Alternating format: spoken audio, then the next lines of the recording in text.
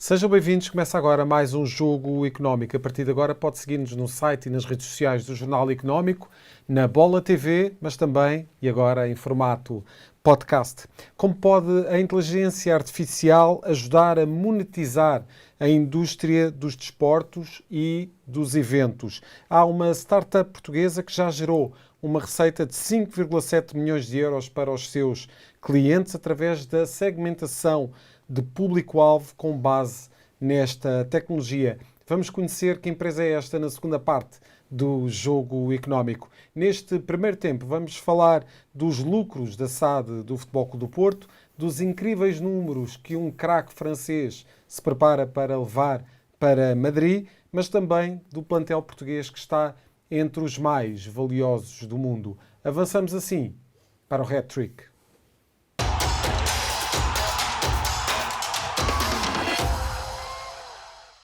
Como sempre, lançamos para debate 3 números que marcaram a semana e para ajudar nessa análise temos connosco o Jorge Faria de Sousa e o Rodolfo Alexandre Reis. Muito obrigado aos dois por estarem neste Jogo Económico, mais uma vez. E Rodolfo, vamos avançar com o primeiro número neste hat-trick, uns lucros que o Futebol Clube do Porto tem que ver como uma espécie de bênção, não é? Sem dúvidas, é. Antes de mais cumprimentar-te a ti, ao Jorge Faria de Sousa. Foram 35 milhões de euros os lucros que a SAD do Futebol Clube do Porto registrou no primeiro semestre da temporada 2023-24, perto de 9 milhões, mais 9,8 milhões de euros do que aqueles que tinha registado no mesmo período da época anterior. A estes 35 milhões de euros juntam-se proveitos operacionais de 108 milhões de euros, onde não estão incluídos os espaços dos jogadores de futebol, a que incidem também as receitas da Liga dos Campeões, sendo que, obviamente, nestes resultados não estão quantificadas as verbas que o Futebol Clube do Porto já recebeu na edição deste ano da Liga Milionária. E que será, para já, é a terceira melhor receita da história do Futebol Clube do Porto na história da UEFA. Jorge, de facto, estes resultados relativamente ao primeiro semestre da temporada eram provavelmente os mais esperados da história da SAD do Futebol Clube do Porto. Há muita pressão em cima desta SAD relativamente àquilo que são os bons resultados, aquilo que poderá ser eventualmente algum tipo de negócio que possam colocar as contas de uma forma favorável para a SAD dos Dragões. Temos também aqui um processo eleitoral a preparar-se. Este resultado foi assim uma espécie de oásis no deserto, ou pode ser o início de um caminho interessante para o Futebol Clube do Porto a nível financeiro?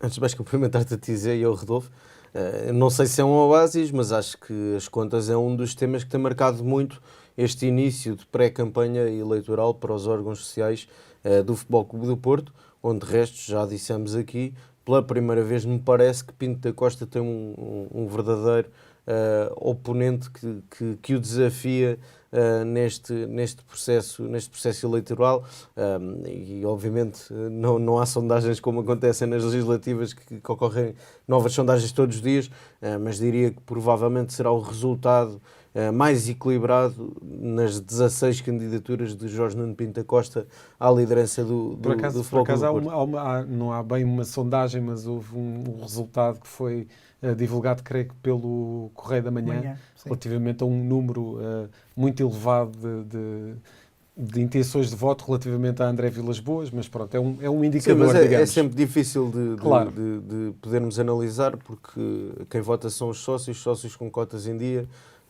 Embora no Futebol Clube do Porto, ao contrário do que sucede, por exemplo, estatutariamente no Sporting e no Benfica, onde o número de votos por cada sócio vai variando consoante o número de anos, no Futebol Clube do Porto é um sócio e um voto, e portanto é mais difícil até de termos essa análise, embora acredite que de certa forma possa ser um resultado, ou aquilo que eu espero é provavelmente o resultado mais equilibrado nas 16 vezes que Jorge Nuno Pinto da Costa se candidatou. É verdade que tem sido um tema tão marcante esta questão das contas do Futebol Clube do Porto e da sua saúde financeira, que mesmo a própria declaração de Fernando Gomes, o administrador da SAD, foi muito acutilante e deixou até recados à própria oposição interna. É sabido que estes resultados têm muito que ver com a antecipação de receitas televisivas e, portanto, para a próxima direção será um novo desafio, porque já não vai poder contar com essas verbas, sendo que, fruto dessa antecipação, o Futebol Clube do Porto tem despesas com juros e etc. E, portanto, não recebe o valor na sua globalidade que lhe era devido. É certo, também não entram nestes números, nestes lucros, não entram o valor que irá amealhar nesta edição da Liga dos Campeões, que já é um valor recorde, embora me pareça honestamente difícil, como foi difícil para o Sporting na última época eliminar o Arsenal, mas parece-me até que esta equipa da Arteta, esta época, é mais forte do que aquela da temporada passada, e estando na Liga dos Campeões, acho que a Arteta não vai ter a tendência de gerir a equipa como fez com o Sporting na Liga Europa, e portanto vai apresentar os seus melhores, e será um desafio difícil para o Futebol Clube do Porto, que passando os oitavos de final seriam mais 10 milhões adicionalmente, mais os prémios de jogo, mas parece-me verdadeiramente difícil. É certo que beneficiou também neste último exercício da operação de Otávio, que foi uma transferência que o Futebol Clube do Porto acabou por fazer, sendo que pela frente acho que os desafios não ficam por aqui, porque se olharmos para o plantel que o Sérgio Conceição tem hoje à sua disposição, independentemente do desfecho das eleições, independentemente da renovação ou não de Sérgio Conceição, eu acho que o Futebol Clube do Porto tem 2, 3 ativos que pode rentabilizar e fazer operações interessantes. Diogo Costa, que já é hoje um dos melhores guarda-redes da Europa, mas depois tem PP, Vanilson, mas não tem muito mais ativos que possa rentabilizar e ver sair do Futebol Clube do Porto, e por essa via fazer um equilíbrio gradual de contas a cada mercado de transferências. E a verdade é que vê, aliás, mais uma vez sair um jogador a custo zero, Mehdi Taremi, ao que tudo indica, será mesmo jogador do Inter. Na próxima temporada. E, portanto, acho que são bons resultados decorrentes deste último exercício, mas acho que os problemas não estão totalmente resolvidos, nem perto disso. Muito bem. O que parece resolvido, para já, Rodolfo, é o futuro de Kylian Mbappé. Sim.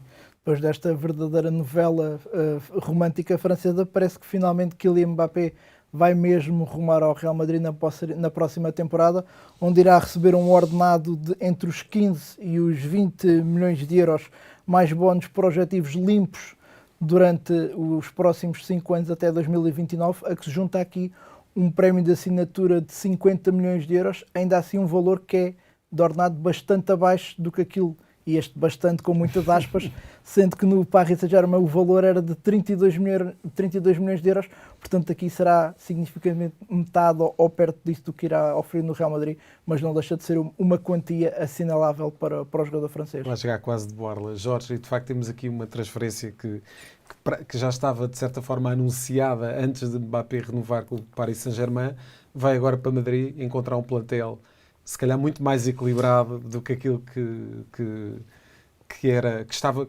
previsto da primeira vez que se falou de Mbappé para o Real Madrid. Eu não daria como certa esta transferência, porque recordo-me que há sensivelmente 2 anos, aqui, ou 1 ano e qualquer coisa aqui no Jogo Económico, quando a marca deu como certa a transferência e que estava tudo fechado, a verdade é que depois acabou por renovar com um prémio na altura, só o prémio de assinatura foram 100 milhões de euros para ficar no PSG, e com o salário que tu referias, 32 milhões de euros, tudo somado, o contrato todo cumprido, mais prémios e adicionais, foi um negócio a rondar os 30 milhões de euros dessa renovação de 300 milhões de euros, sensivelmente, para Mbappé, que iria oferir ao serviço do Paris Saint-Germain.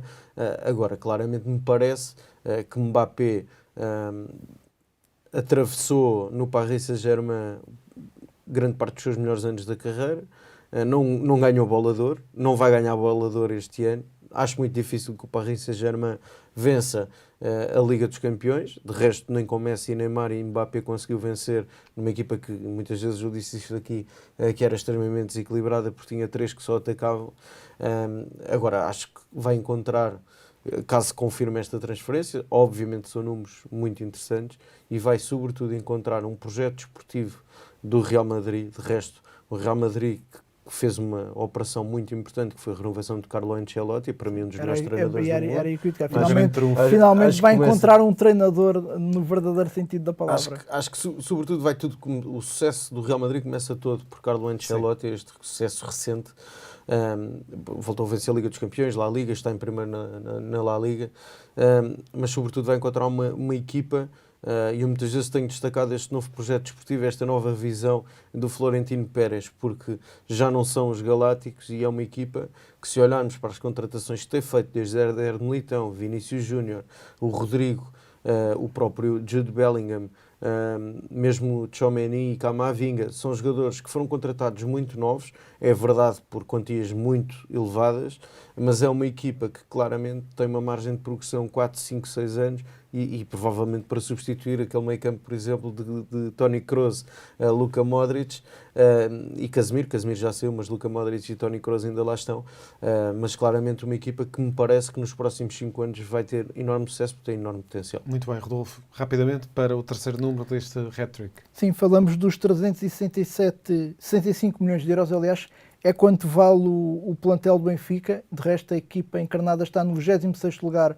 dos mais valiosos do mundo, de acordo com o Transfer Market, estes tais 365,7 milhões de euros, muito alavancados por aquilo que são os valores de mercado de João Neves e de António Silva, ambos com cláusulas de rescisão, cláusulas avaliadas de 45 milhões de euros, ainda neste ranking dizendo que Sporting e Porto estão algumas posições atrás do Benfica, o Sporting na 36ª posição e o Futebol Clube do Porto no 40º posto. E é sempre interessante, de facto, Jorge, temos aqui apenas 2 minutos para a análise, mas é um plantel português que está entre os 30 mais valiosos do mundo, não deixa de ser interessante. Sim, embora tenha casos distintos neste plantel que compõe o Benfica, desde logo veremos como é que serão os dossiês de Di Maria e de Rafa, são dois jogadores que provavelmente o Benfica já não vai rentabilizar e têm um valor de mercado ainda hoje elevado, sim, apesar da idade, e apesar no caso do Rafa de já estar há muitos anos no Benfica. Acho que há 2 casos evidentes,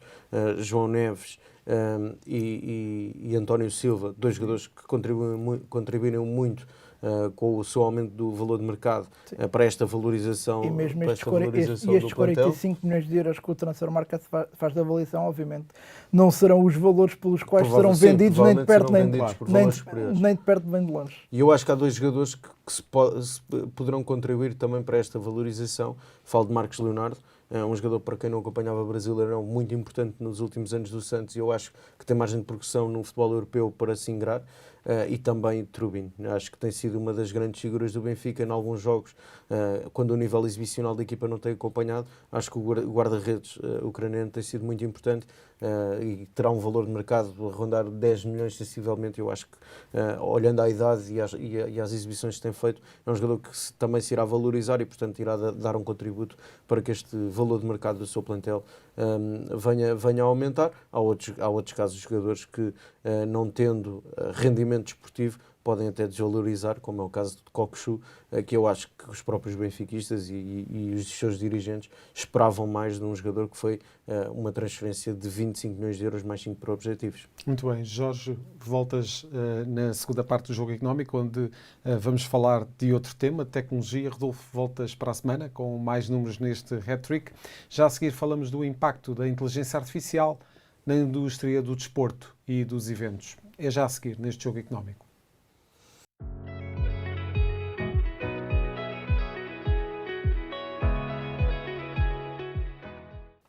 Estamos de volta para a segunda parte deste Jogo Económico. A startup portuguesa Fulvenio, que aposta no desenvolvimento da inteligência artificial para a indústria do desporto e dos eventos, assegurou 2 milhões de euros em ronda Seed no passado mês de janeiro e pretende explorar mercados como o britânico e o norte-americano.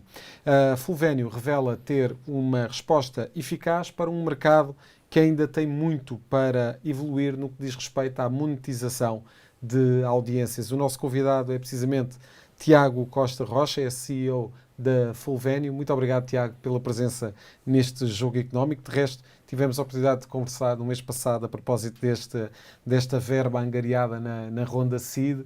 Eu começo por lhe perguntar, até porque é um tema que nos interessa bastante, este da tecnologia associada à indústria do desporto, mas neste caso não só do desporto, mas também dos eventos, o que é que de facto a inteligência artificial pode trazer à forma como se monetizam estes eventos. Portanto, como é que se pode trazer dinheiro para uma indústria do desporto e também para a indústria dos eventos? Antes de mais, obrigado pelo convite. Eu diria que, acima de tudo, vai trazer uma consciência diferente sobre a forma como se olham para os dados que se estão a recolher através das plataformas digitais que existem. Ou seja, hoje em dia há muitas plataformas, lojas online, bilheteiras, email marketing, aplicação, fazem sentido para chegar mais próximo do cliente final. No entanto, estão a ser geradas quantidades de dados absurdas que não estão a ser analisadas nem monetizadas. E a inteligência artificial, nomeadamente aquilo que nós estamos a fazer, vai colocar um nível de inteligência que é leve para o negócio, que não tem que se alocar recursos no negócio, que vai tirar insights desses dados e que vai fornecer às equipas de marketing, vai fornecer aos decisores de informações para eles direcionarem a informação, para eles construírem produtos, para melhorarem ofertas e com a finalidade de aumentar as vendas, aumentar o engagement e reduzir os custos associados à comunicação. Portanto, a inteligência artificial dá para uma infinidade de coisas, mas eu diria que neste âmbito nós estamos numa fase ainda embrionária, porque o desporto precisa de evoluir muito, não é só aqui. Nós trabalhamos com vários países da Europa, alguns dos mais evoluídos, que na nossa mente estão a quilómetros de nós, e na realidade não estão assim tão longe. Ou seja, a indústria do desporto é uma indústria que vive da nossa natureza, daquilo que nós gostamos, é aquilo que nos dá prazer, e isso quase que é associado a um relaxe a nível de dinâmica, a nível de inovação, a nível de profissionalismo. E é isso que nós... Da parte das próprias organizações, Tiago? É isso que me está a dizer? Da parte das próprias organizações. Como é que isso se explica? Numa altura destas em que naturalmente que os sistemas vão se aperfeiçoando, as organizações também, mas hoje em dia temos tecnologias que já conseguem fazer essa aproximação. Como é que de facto ainda se explica por parte dos clubes, e não falamos e o Tiago referiu precisamente o facto de em Portugal se calhar ainda se estar longe disso, mas imaginamos se calhar outros destinos onde temos uma indústria perfeitamente consolidada em termos daquilo que se quer, em termos de profissionalismo, mas que aparentemente, por aquilo que o Tiago nos está a passar, ainda necessita de um grau de profissionalização bastante mais apurado, é isso? Sim. Isto é um pouco polémico falar sobre isto, é a nossa visão sobre o desporto. Não acreditamos que não é uma visão romântica, mas o desporto vive muito do imediatismo, dos resultados. Ou seja, estamos a falar de futebol neste momento, portanto, nós sentimos que com os nossos parceiros nós andamos quase ao sabor do resultado. E isto acontece não só com a parte de inovação e tecnologia, acontece com a parte técnica, acontece com os jogadores que vamos contratar, acontece com as decisões que vamos tomar para a semana a seguir. E nós achamos que, de facto, tem que haver aqui um nível de consciência em relação ao planeamento, ao projeto, à ideia, que não deve oscilar à medida que nós empatamos, goleamos ou somos goleados. Bate no poste e sai. Exatamente. Bate no poste e entra, não é? E é muito daqui que depois as organizações acabam por andar sempre a correr atrás do prejuízo, porque, convenhamos, nós trabalhamos com várias federações, mas também trabalhamos com clubes. São realidades diferentes. Há muito trabalho numa federação. Para o adepto comum, provavelmente, trabalhar numa federação é preparar os jogos da Seleção Nacional 2 em 2 meses. Não é nada disto. Há trabalho porque o Tiago tem todos essa experiência, os dias. preciso acrescentar. Exatamente. Mas um clube tem ali uma dinâmica de jogo casa, jogo fora, que é muito fácil as pessoas que estão a tomar conta do negócio não terem simplesmente tempo para pensar o que é uma estratégia de marketing, o que é uma estratégia de aquisição de dados, o que é uma análise profunda sobre aquilo que se está a fazer.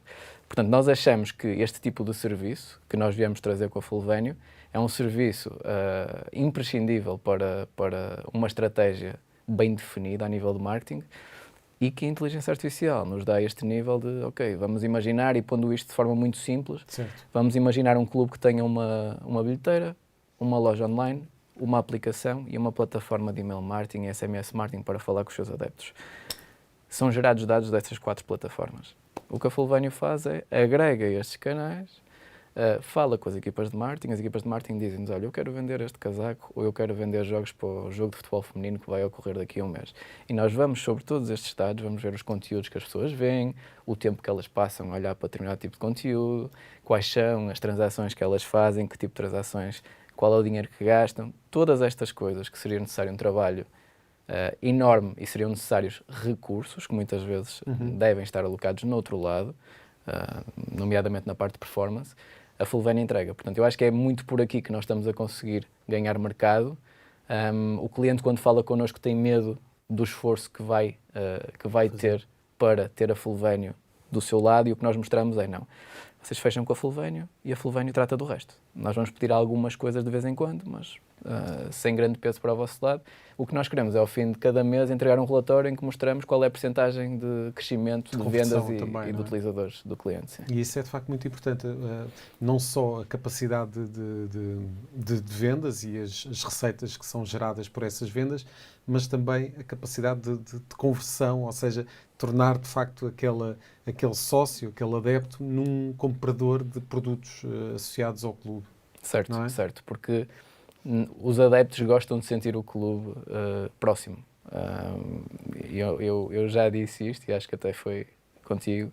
É diferente eu receber uma mensagem de uma companhia que comercializa eletricidade no meu telemóvel, ou uma chamada, do que receber uma mensagem do meu clube ou da minha seleção. É diferente, e isso deve ser explorado pelas marcas, deve ser explorado pelos clubes, pelas federações, e lá está, comunicar com sentido, não comunicar por comunicar, e trazer as pessoas para perto daquelas que são as marcas que as pessoas adoram, e que nós estamos aqui a falar, nós adoramos isto, adoramos desporto, adoramos futebol, adoramos ténis, adoramos tudo o que tem a ver com este tipo de negócio. Não faz sentido as marcas não monetizarem isto também. Eu vou introduzir o Jorge nesta nossa conversa para te colocar a seguinte questão, Jorge. Quão importante é para um clube saber comunicar numa situação menos favorável em termos daquilo que são os resultados, que era aquilo que o Tiago estava a falar, em termos de handicap? Parece que os clubes às vezes se escondem um bocadinho em termos de comunicação quando os resultados são menos favoráveis. Como é que tu achas que os clubes devem aproveitar essa situação menos boa para poder falar para os seus adeptos, que nunca vão deixar de ser adeptos daquele clube, portanto não há nada ali para convencer? Como é que tu vês essa dinâmica entre clubes e adeptos? Antes de mais cumprimentar e saudar o Tiago pelo sucesso que tem tido, mas um dos primeiros exemplos que me vem à cabeça de sucesso na área da comunicação e do marketing, e até porque não faz parte neste momento da Primeira Liga, mas acho que é o Futebol Clube Paços de Ferreira, que com um enorme sentido de humor não só consegue fazer chegar a mensagem aos seus adeptos, como põe o país inteiro a rir com a forma como anuncia contratações, etc. E eu acho que isso hoje em dia é absolutamente fundamental, portanto, esse é um dos bons exemplos. Embora o Tiago referiu um aspecto muito importante, que é a ligação entre os clubes, as federações e os próprios associados. Normalmente, e os clubes têm uma dificuldade maior, porque genericamente os adeptos conseguem aproximar-se via redes sociais. Os sócios é que têm outro tipo de ligação, via e-mail, via SMS e as fórmulas que tu aqui referiste. E eu aproveitava para te colocar uma questão, que é, olhamos, e julgo que até já cá tínhamos abordado no jogo económico, o sucesso do clube da dimensão do Wolves, que hoje em dia nas redes sociais teve um crescimento nos últimos anos absolutamente extraordinário. Olhando para a dimensão do mercado português, percebemos claramente, e até se olharmos para a diáspora que existe, para os clubes portugueses tem que ser um enorme desafio conseguir internacionalizar as marcas. Qual é que é o papel que podem ter a ajudar esses clubes, até clubes de menor dimensão, se quisermos um Vitória Sport Clube, um Rio Ave, a conseguir fazer essa, por exemplo, com Santa a diáspora, Clara, com a diáspora açoriana, por exemplo. Que papel é que vocês podem ter a ajudar os clubes nessa internacionalização, que é absolutamente determinante para o crescimento dos clubes, porque se olharmos para o nosso mercado é muito, muito reduzido. E que é difícil agregar esse público-alvo, não é? Sim, até porque se olharmos para o futebol europeu, Portugal deve ser dos poucos países onde está tão enraizado esta questão dos três grandes. Temos o Vitória Sport Clube, que eu diria que é aqui uma exceção, mas onde grande parte dos adeptos dos outros clubes são também adeptos de um dos três grandes. Sim, é verdade. É verdade, e pegando nisso também, há uma estatística do ano passado, que até foi o antigo CEO do Estoril que partilhou comigo, que é 90% dos portugueses têm um clube que é um dos três grandes, mas depois, dentro desses 90%, há 80% que têm um segundo clube que são capazes de apoiar, de ir ao estádio e de consumir. Potencial, não é? E se calhar ter de serem sócios e participarem ativamente na vida do clube. Exatamente. Portanto, é quase criar aqui tudo bem. Se querem ser um dos três grandes, podem ser, mas vamos para o segundo É uma nível. dupla oportunidade, não é? Vamos para o nível do sofrer por um clube, Sim. não é? E na série Muitas vezes o Clube da Terra certo, ou certo, algum certo. clube que... A Apple TV tem a Ted Lasso, a série, que é incrível, que eles andam ali entre a primeira e a segunda liga e é um clube pequeno, mas que cria-se ali uma emoção à volta que de repente somos todos do clube. Mas respondendo à tua pergunta, o Wolves faz uma coisa muito interessante, primeiro porque tem capacidade financeira para isso, que é escolhe jogadores, e passou por esta fase, apesar de ter tido uma presença portuguesa e ter uma presença portuguesa enorme, escolhe jogadores a dedo de geografias específicas e agarra nessas marcas de cada geografia de onde os jogadores são e lança-se com tudo para essas geografias. Fê-lo no México, nós na altura que estivemos a colaborar com o Wolves, nós tivemos ali uma pequena fase em que estivemos a analisar uma potencial parceria, vimos que eles apostam nesses mercados com muita força, portanto apostavam na altura era no México, se não me engano também em Portugal, tinham uma força muito grande em Portugal. Produziram aquela camisola específica para, exatamente, para o público português. E o que eles pretendiam na altura era também criar associados, ou seja, era um segundo nível de sócio, não é aquele sócio constante que paga a cota todos os meses, é um sócio quase correspondente, que paga se calhar uma cota anual, mas que é sócio também e que contribui para o clube, mas que está do outro lado do mundo. Merchandising, etc. Exatamente. Aqui em Portugal, pegando nesses clubes que têm potencial, mas são de menor dimensão, da forma como nós podemos ajudar é criar uma comunicação constante, identificar para onde devemos comunicar, ou seja, através da análise, porque rapidamente nós conseguimos, através de interações de e-mail, através de compras de bilhetes, de merchandising, conseguimos perceber onde é que está o consumo. E ao perceber onde está o consumo, nós conseguimos quase encontrar clusters, geografias, onde haja uma maior probabilidade de consumo. Mas é bem mais que isto. Isto é falar de uma estrutura onde já existem estes dados todos, se calhar neste caso estamos a falar numa estrutura em que isto tem que ser montado. E para isto ser montado é preciso criar aqui uma identidade de marca só. Só não, uma identidade de marca. Portanto, Que é muito trabalhosa. Que é muito trabalhosa e que vai desde criar conteúdos regulares para os adeptos, videocasts, podcasts, criar uma comunicação regular nas redes, criar quase uma gamification, criar ali um interesse dos adeptos, dos sócios em interagirem com a marca. No fundo, serem regulares. Eu bato muito nesta palavra, nesta ideia que é ser regular na comunicação, não mudar muito, mas ter uma estratégia. Obviamente que depois o dinheiro faz o resto e permite que, se quisermos ir para a diáspora, se calhar queremos mandar para lá anúncios e se tivermos mais dinheiro conseguimos investir mais para chegar lá com mais força. E isso é difícil. É um caminho que tem que ser percorrido. Mas, obviamente que o futebol português tem um potencial brutal e um potencial que tem que ser explorado. E não faz sentido nós olharmos para o futebol português como um futebol menor, um campeonato menor, quando nós produzimos tudo, jogadores para as melhores ligas do mundo. Temos pessoas fantásticas a nível profissional, nesta área mais de negócio onde nós estamos, pessoas fantásticas a trabalhar em clubes. Falaste de um que nós conhecemos, o diretor de marketing, e que é uma pessoa fantástica também, do Passos Ferreira. Mas pronto, acho que temos o potencial. Se calhar é acreditarmos mais em nós e apostarmos, puxando aqui a brasa à nossa sardinha, no produto nacional. Porque nós, obviamente, trabalhar com Portugal dá-nos outro prazer, dá-nos outro gosto e há muito mais para fazer ainda do que lá fora. Se bem que nós, neste momento, já estamos se calhar, aqui com uma regra de 80-20 entre clientes fora e clientes dentro. Certo. Mas, obviamente, que nós temos muito interesse em ajudar dentro de portas. E nesses 80... Desculpa, Não, Jorge, ias ia fazer só dizer, pergunta? porque para percebermos a importância da comunicação, para quem acompanha, por exemplo, a Liga 3, já grande parte dos clubes da Liga 3 tem um departamento de comunicação próprio. E isto diz muito da importância que tem esta ligação entre os sócios, mesmo que não sejam gabinetes de comunicação profissionalizados, porque obviamente os clubes são clubes de menor dimensão, com maiores dificuldades e constrangimentos em termos financeiros para terem essa profissionalização, mas é interessante percebermos esse facto. E aproveitava para te colocar uma pergunta relativamente ao que disseste do Wolves. A determinada altura, eu recordo-me, por exemplo, no caso do Sporting Clube Portugal, na altura quando contratou o Sunil Khetri, por exemplo, da Índia, em que o número de seguidores nas redes sociais, ele jogou só na equipa B, mas foi contratado pelo Sporting. Achas que este tipo de movimentos tem algum efeito ou não?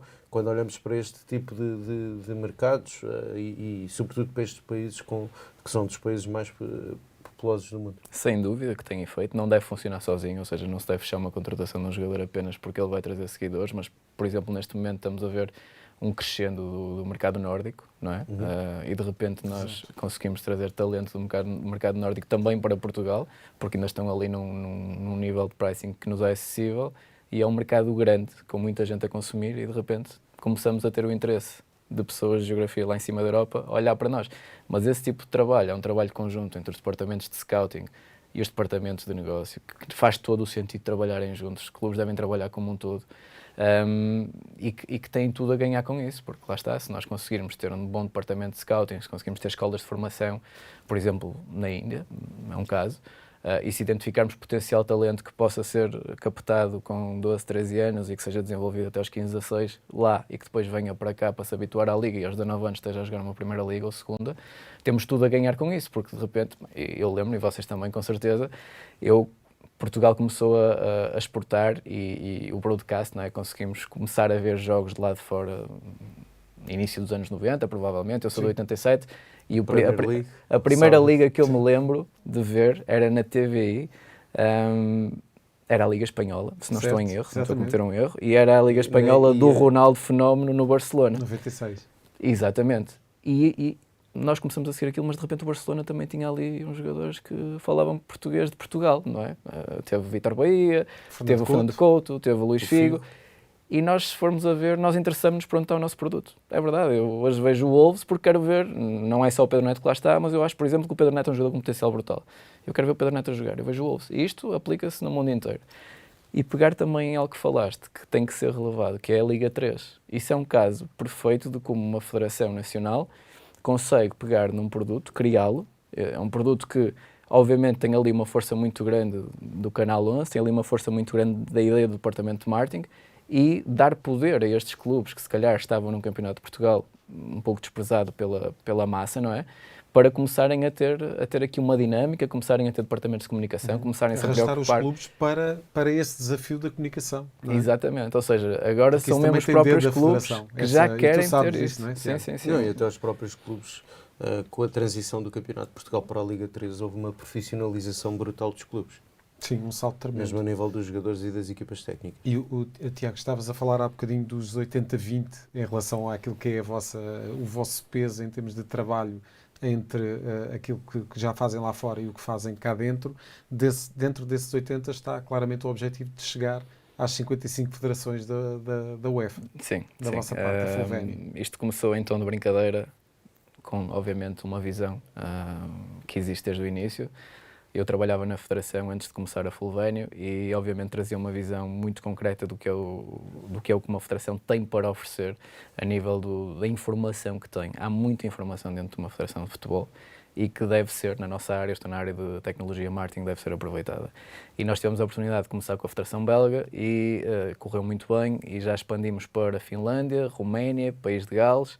Estamos a negociar também com federações fora do universo aqui da UEFA, mas um dos objetivos é esse. Portanto, é agarrar nestes casos que estamos a montar com estas federações e a própria UEFA olhar para a Fulvénio como uma solução que, agregada à oferta da UEFA para as suas 55 federações, pode ser extremamente útil e de grande valor para monetizar os ativos das federações. Portanto, é um objetivo, sabemos que temos que trabalhar muito para lá chegar, mas faz parte. Muito bem, mas vamos acompanhando todo esse trabalho da Fulvénio e, naturalmente, aproveitando para abordar todo este tema das novas tecnologias, naturalmente num dos temas favoritos do Jogo Económico, que tem a ver com monetização e com a forma como se converte aquilo que são as Love Brands em receitas para os clubes que tão necessitados estão.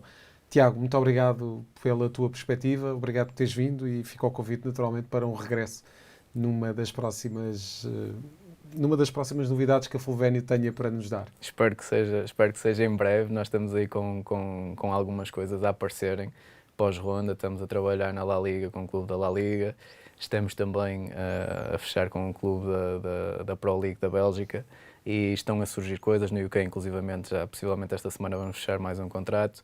Portanto, notícias boas e obrigado pelo convite, obrigado pela conversa. Obrigado, e espero ver-vos em breve. Obrigado nós, Tiago. Fechamos assim a segunda parte do Jogo Económico e vamos às escolhas da semana, na terceira parte deste programa. É já a seguir.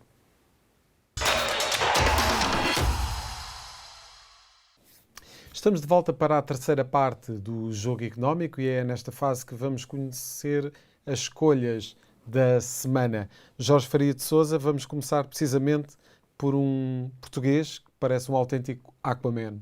Sim, Diogo Ribeiro, acho que é de enorme justiça trazermos aqui como figura da semana. Foi campeão do mundo em 50 e 100 metros mariposa. É certo que competiu também noutras provas, mas não deixa de ser digno de registro, já fica na história da natação portuguesa. Ele, curiosamente, falou até, de certa forma, da falta de apoios por parte do Estado português para modalidades que são olímpicas. Vai estar nos Jogos Olímpicos. Acho que não deve ter a pressão de ter uma medalha, mas acho que os portugueses claramente têm essa esperança no Diogo Ribeiro, porque fez de facto, depois de ter sido campeão mundial de júniores, ser campeão mundial em duas distâncias, em 50 e 100 metros, não deixa, de facto, foram dias históricos para a natação portuguesa, num atleta que é muito jovem, tem 19 anos, uma enorme margem de progressão. Ele próprio reconhece que ainda tem muito para evoluir, e portanto acho que merecia ser aqui a nossa figura da semana, pelas suas 2 medalhas de ouro nos campeonatos do mundo de natação. E aparentemente temos aqui também, ao nível da natação, a capacidade de criar ídolos, e isso é sempre muito bom para as modalidades, sobretudo estas que não têm tanto os holofotes mediáticos em cima. Sim, e nesse aspecto eu acho que é muito, muito importante também o papel dos clubes.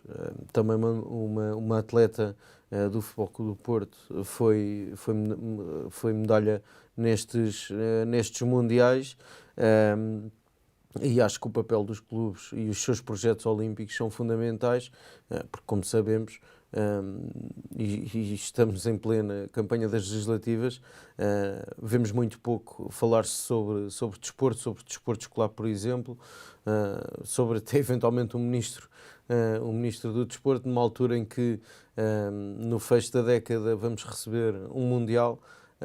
A verdade é que acho que o desporto tem cada vez mais um papel relevante, fundamental até em questões como a saúde mental dos jovens, e eu acho que deveria haver outro tipo de apoios, até incluindo no sistema educativo português, porque o desporto é absolutamente fundamental.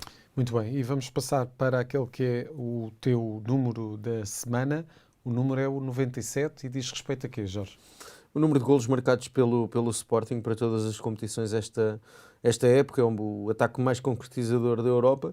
É certo que Ruben Amorim e os seus jogadores ainda não ganharam nada, de resto até o Sporting acabou por ser eliminado num jogo atípico, acabou por ser eliminado frente ao Braga na meia-final da Taça da Liga, com 0 golos marcados nesse jogo, com 0 golos marcados das poucas ocasiões ao longo desta época, mas parece-me claramente a equipa, neste momento, a equipa mais consistente da Liga Portuguesa. Está com os mesmos pontos do Benfica, mas com um jogo a menos, como sabemos. Está na Taça de Portugal, onde serão 2 oportunidades para ver mais 2 derbys eternos entre Sporting e Benfica nessa meia-final, e nas competições europeias eu diria que está com um pé nos oitavos de final da Liga Europa. Venceu 3-1 na Suíça e recebe esta semana, na semana em que estamos a gravar, recebe o Young Boys. Claramente uma época muito positiva, embora até o momento não conquistou qualquer troféu, mas estes números não deixam de demonstrar a capacidade que a equipa tem tido. Acho que é das versões do Sporting de Ruben Amorim a equipa que melhor futebol pratica, é a equipa mais completa, E eu acho que para isso contribuíram muito as operações que fez neste mercado, a importância que tem Gyökeres neste plantel. O próprio Yilmaz no meio campo está a fazer uma época absolutamente extraordinária. O crescimento e a contínua aposta em jovens, Katami e Edu, que se calhar foram das grandes surpresas desta temporada, e depois a importância de outros jogadores como Coates e Inácio. Hoje parece um central maduro e ainda muito jovem. O Pedro Gonçalves, que está num momento de forma muito interessante novamente.